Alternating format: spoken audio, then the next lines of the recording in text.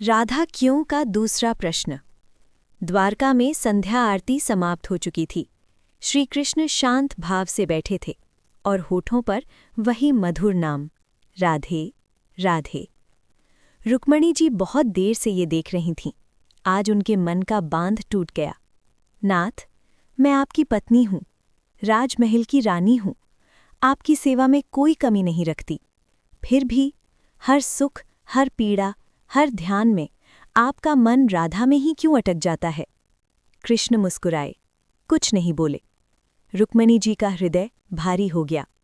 उन्हें लगा शायद उत्तर शब्दों में नहीं, अनुभव में है।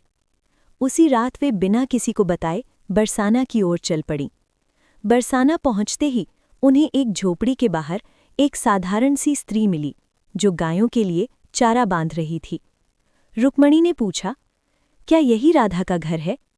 वह स्त्री मुस्कुराई, मैं राधा नहीं, मैं तो उनकी सेविका हूँ, किशोरी जी भीतर हैं।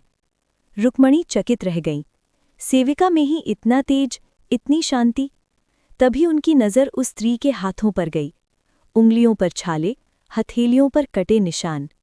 रुक्मणी व्याकुल होकर बोली, बहन, ये घाव कैसे? वह स्त्री शांत स्वर में बोली, आज मेरे कन्हैया की बांसुरी की नोक टूट गई थी, उंगली कट गई, तो मुझे भी पीड़ा हुई। रुक्मणी कांप उठी, पर तुम्हें कैसे पता? वह स्त्री बोली, क्योंकि जब उन्हें पीड़ा होती है तो मुझे चैन कैसे मिल सकता है?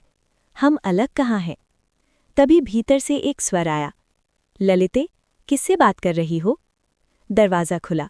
सामने थी राधा। न कोई आभूषण, न राजसी ठाठ, पर ऐसा प्रकाश कि रुक्मणी की आंखें झुक गईं। रुक्मणी के मुख से स्वतः निकल पड़ा, आप ही राधा हैं?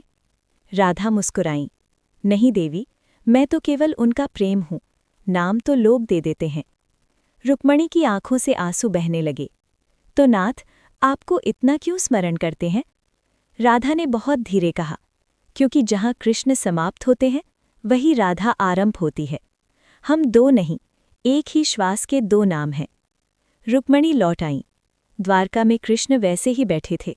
इस बार रुक्मणी ने कुछ नहीं पूछा, बस चरणों में बैठ गईं। कृष्ण ने देखा, उनकी आंखों में प्रश्न नहीं, समर्पण था, और उनके होठों पर भी वही नाम था, राधे राधे।